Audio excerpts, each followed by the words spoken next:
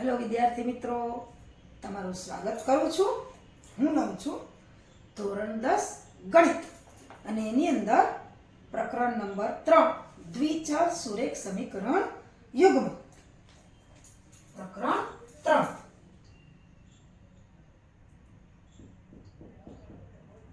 દ્વિચલ જેમાં બે ચલ હોય એવા સુરેખ સમીકરણ યુગ્મ એટલે કે સમીકરણનું જોડકું હોય, બે સમીકરણો આવેલા હોય। એમાં હું લઉં છું સ્વાધ્યાય 3.2। તમારું પાઠ્યપુસ્તક ખોલો તો એની અંદર પાના નંબર 28 ઉપર આ સ્વાધ્યાય 3.2 છે। એમાં દાખલા નંબર 3 નો ત્રીજો પેટા વિભાગ મારે કરવાનો છે। દાખલા નંબર 3 અને એનો પેટા વિભાગ ત્રીજો। જુઓ, તમારા પાઠ્યપુસ્તકમાં આરે રકમ જોતા જાઓ। સૂચના છે કે નીચેની સમસ્યા પરથી દ્વિચલ સુરેખ સમીકરણ યુગ્મ મેળવો અને તેમનો ઉકેલ આદેશની રીતથી મેળવો। હવે ત્રીજો દાખલો, ક્રિકેટ ટીમના કોચે 7 બેટ અને 6 દડાઓ રૂપિયા 3800 માં ખરીદ્યા। પછીથી એણે એ જ કિંમતવાળા 3 બેટ અને 5 દડાઓ રૂપિયા 1750 માં ખરીદ્યા। તો એક બેટની કિંમત અને એક દડાની કિંમત શોધો। આદેશની રીતથી આપણે દાખલો કરવાનો છે। હવે જુઓ, ધારો કે એક બેટની કિંમત આપણે ધારી લઈએ x રૂપિયા ધારીએ અને એક દડાની કિંમત y રૂપિયા ધારીએ। x રૂપિયા અને એક દડાની કિંમત y રૂપિયા છે, આપણે ધારી લીધી। તો આપણને જે અહીંયા માહિતી આપી છે એના ઉપરથી બે સમીકરણો મળે। આપેલ માહિતી પરથી નીચેના બે સમીકરણ મળે। જુઓ, 7 બેટ અને 6 દડાઓ રૂપિયા 3800 માં ખરીદ્યા। 7 બેટ, એક બેટની કિંમત x રૂપિયા છે, તો 7 બેટની કિંમત કેટલી થાય? તો કે 7 ગુણ્યા x। એવી જ રીતે એક દડાની કિંમત y રૂપિયા છે, તો 6 દડાની કિંમત કેટલી થાય? તો કે 6 ગુણ્યા y। અને આ બે રકમનો સરવાળો ટોટલ કેટલો થાય છે? તો કે 3800। આપણે જોઈએ, 7 બેટ એટલે કે 7x બેટની કિંમત ગુણ્યા એની સંખ્યા વત્તા 6 દડાઓ, દડાની કિંમત y છે એટલે 6y। આ બે થઈ અને કેટલા થાય છે? 3800। એને સમીકરણ આપણે 1 કહીએ। હવે એવી જ રીતે બીજું સમીકરણ છે કે પછીથી તેને તે જ કિંમતવાળા 3 બેટ અને 5 દડાઓ। હવે બેટ છે એ 3 છે એટલે 3x અને દડા 5 છે એટલે 5y। કેટલામાં ખરીદ્યા? 1750। એને સમીકરણ આપણે 2 કહીએ। હવે આપણે x અને y ની કિંમત શોધવાની છે આદેશની રીતથી। હવે જો બધામાં સહગુણક છે, અહીંયા x માં 7 છે, y માં 6 છે, અહીંયા y માં 5 છે અને x માં 3 છે। જેમ બને એમ સહેલું પડે એમ આપણે કરવાનું। હવે આ લઈ લઈએ કારણ કે 3 નાના છે, તો આપણે સમીકરણ 2 માંથી x ની કિંમત લેતા 2 માંથી x ની કિંમત લઈએ એટલે પહેલા તો આવશે 3x બરાબર 5y સામેની બાજુ જાય એટલે માઈનસ થશે 1750 ઓછા 5y। હજી x ના ગુણાકારમાં 3 છે એટલે 3 ને છેદમાં જવા દઈએ તો x બરાબર 1750 ઓછા 5y ના છેદમાં 3। આપણે એને સમીકરણ કહીએ 3। આ જે સમીકરણ 3 છે એ આપણે બીજામાંથી લીધી છે એટલે મૂકીએ x ની કિંમત મૂકશું પેલા સમીકરણમાં એટલે કે સમીકરણ 1 માં x ની કિંમત મૂકતા બે માંથી લીધું છે એટલે 1 માં મૂકી 1 માં x ની જગ્યાએ મૂકશું 1750 ઓછા 5y ના છેદમાં 3 એટલે બધું y ના સ્વરૂપમાં આવી જશે એટલે કે 7 x ની જગ્યાએ ની કિંમત એટલે કે 1750 ઓછા 5y ના છેદમાં 3 વત્તા 6y અને બરાબર 3800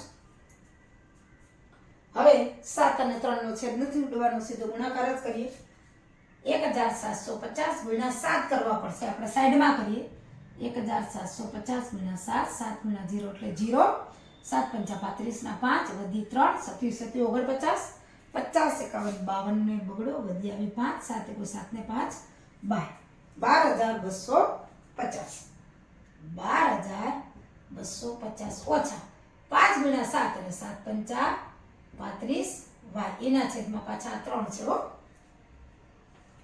વત્તા 6y અને 3800 હવે અહીંયા 3 છે લઘુત્તમ સાધારણ અવયવ આવશે આને પણ ગુણશે અને આને પણ ગુણશે એટલે 12250 ઓછા 35y વત્તા 6 ગુણ્યા 3 એટલે 36 18y અને 38 ગુણ્યા 3 3800 ગુણ્યા 3 આપણે કરીએ 0 0 8 તેરી 24 ના 4 વધી આવી 2 3 તેરી 9 ને 2 11 એટલે 11400 3 છે બરાબરની નિશાની છે એટલે કે છેદમાં આવશે નહીં હવે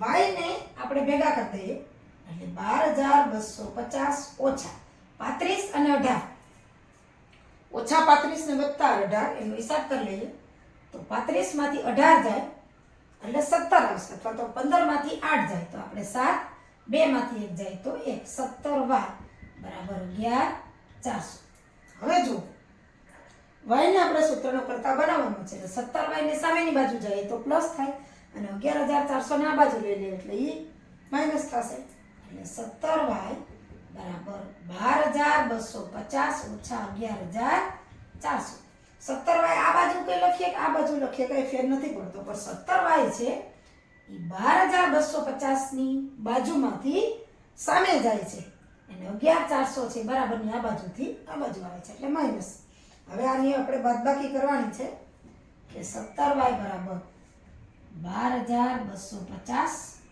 11400 0 માંથી 0 5 માંથી 5 12 માંથી 2 માંથી 4 ન જાય એટલે 1 12 માંથી 4 જાય તો 8 1 માંથી 1 જાય તો 0 અહીંયા પણ 0 એટલે કેટલા આવ્યા 850 અને પ્લસ કારણ કે 12250 છે એ વત્તા છે એટલે 850 એટલે કે y બરાબર હવે y ને સૂત્રનો કરતા બનાવીએ 17 છે અંશમાં છે સામે જશો તો છેદમાં 850 આપણને ખબર છે 17 ભાગ્યા 17 આપણને ઘડી આવડે છે 17 પંચા 85 એટલે કે y બરાબર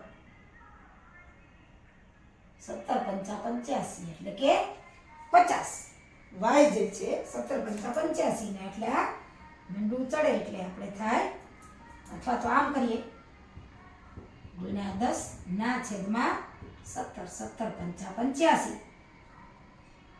એટલે કે 5 ગુણ્યા 10 એમ પણ થાય સીધું પણ મૂકી શકો ને આમ પણ થાય એટલે કે 50 હવે આ y ની કિંમત એટલે y કોની કીધા છે આપણે દડાની કિંમત હવે આપણે બેટની કિંમત છે એ શોધવાની છે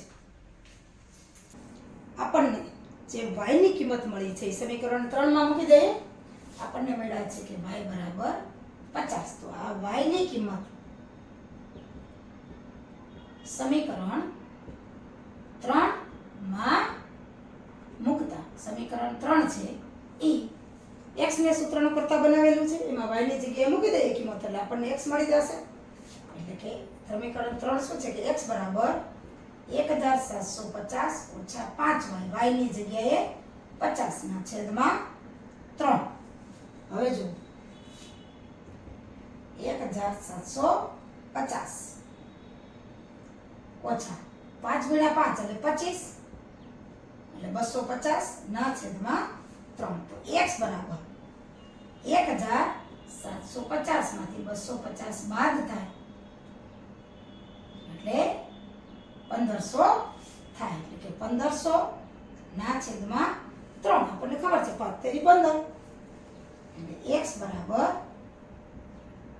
15 ગુણ્યા 100 છેદમાં 3 5 તેરી 15 એટલે 5 ગુણ્યા 100 એટલે આપણને મળશે x બરાબર 500 આપણને x શું છે તો કે એક બેટની કિંમત અને y શું છે તો કે એક દડાની કિંમત y ની કિંમત આપણને 50 મળી એટલે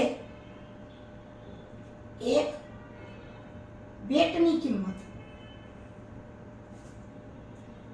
500 રૂપિયા અને એક દડાની કિંમત આપણે y ને દીધી એટલે કે 50 રૂપિયા છે હવે આપણે ચકાસણી કરી લઈએ કે આપણો જવાબ સાચો છે કે ખોટો તો ચકાસણી આપણને શું કીધું હતું કે 7 બેટ અને 6 દડાની કુલ કિંમત 3800 થાય તો 7 બેટ છે 500 રૂપિયા છે એટલે 7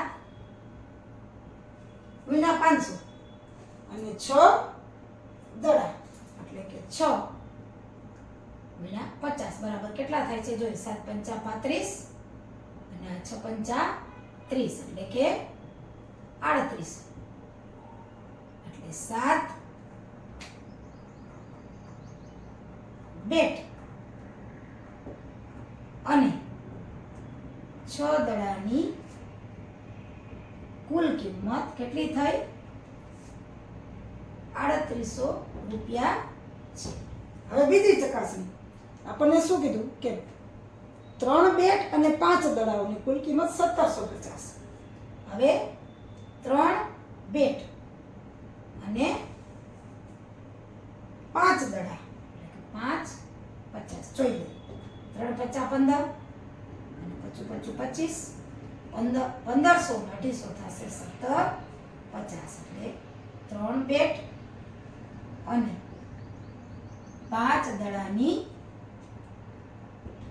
કુલ કિંમત કેટલી થાય 1750 રૂપિયા છે આપણને જે રકમ આપ્યું છે એ જ છે એટલે કે આપણો જવાબ એટલે કે એક બેટની કિંમત 500 રૂપિયા અને એક દડાની કિંમત 50 રૂપિયા આ જે જવાબ છે એ આપણો સાચો છે